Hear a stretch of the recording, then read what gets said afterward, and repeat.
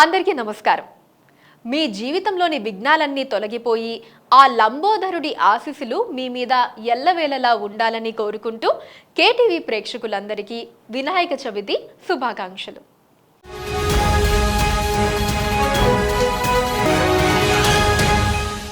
Hello everyone, welcome to KTV Telugu. Social media నిత్య జీవితంలో ఒక అవసరంగా మారిపోయింది.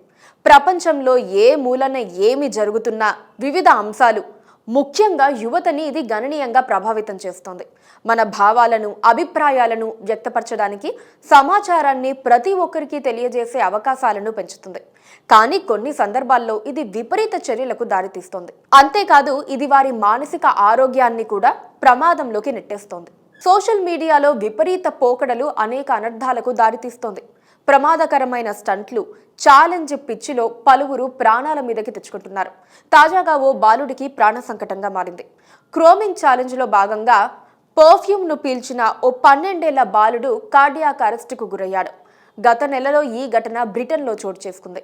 యునైటెడ్ కింగ్డమ్లోని సౌత్ యార్క్ షైర్లోని డాన్కెస్టార్కు చెందిన సీజర్ అనే బాలుడు ఆగస్టు 21న ఇంట్లో ఒక్కసారిగా స్పృహ తప్పి కుప్పకూలిపోయాడు.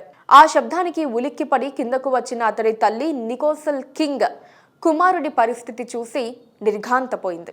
శ్వాస తీసుకోవడానికి ఇబ్బంది పడుతూ అచేతనంగా కనిపించడంతో ఆమె షాక్కి గురయ్యారు.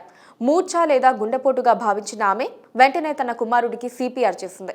అనంతరం ఎమర్జెన్సీ విభాగానికి సమాచారం ఇచ్చింది. అంబులెన్స్ అక్కడికి వచ్చి ఆ బాలుని ఆసుపత్రికి తరలించారు. వైద్యులు చికిత్స అందిస్తున్న క్రమంలో పలుసార్లు మూర్ఛ, గుండెపోటుకు గురయ్యాడు. చివరికి ఆ బాలుడికి ప్రాణాపాయం తప్పింది. కోలుకోవటంతో అతన్ని ఇంటికి పంపారు. బాలుడికి ఈ పరిస్థితి రావటానికి క్రోమింగ్ కారణమని వైద్యులతో పాటు పోలీసులు నిర్ధారించారు. ఈ ప్రమాదకర ఘటనకు సంబంధించిన వివరాలను బాలుడి తల్లి సోషల్ మీడియాలో వివరించారు. ఘాటైన వాసన వచ్చే డియోడ్రెంట్ ను ఛాలెంజ్ లో భాగంగా పీల్చినట్టు తెలిపింది. ఇక టిక్టాక్ ఛాలెంజ్ లో భాగంగా కొన్ని ప్రమాదకర స్టంట్లను స్వీకరించి పూర్తి చేయాల్సి ఉంటుంది.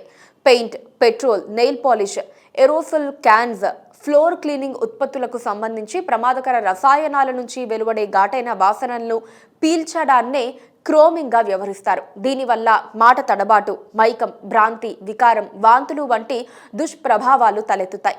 మెదడుపై పెను ప్రభావం చూపడంతో పాటు గుండెపోటు లేదా తీవ్ర మానసిక సమస్యలకు దారితీసే ప్రమాదం ఉంటుంది.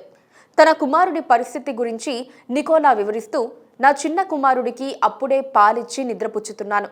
కింద నుంచి పెద్ద చప్పుడు వినిపించింది. ఆ శబ్దం నా బిడ్డల్లో ఒకరిదని అనుమానించాను.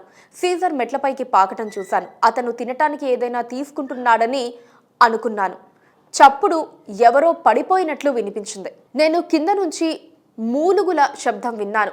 సీజర్ ఎముక విరిగిందని అనుకున్నాను. నేను కిందకి వెళ్లేసరికి అతను కింద పడి విలవిలా కొట్టుకుంటున్నాడు. అతని కళ్ళు తిరిగి తల పైకి తిరుగుతోంది. ఇది భయంకరంగా ఉంది. అతనికి మూర్ఛ వచ్చింది అని తెలిపింది. Please subscribe to KTV Telugu. KTV Telugu. KTV Telugu. KTV Telugu. KTV Telugu. KTV Telugu channel.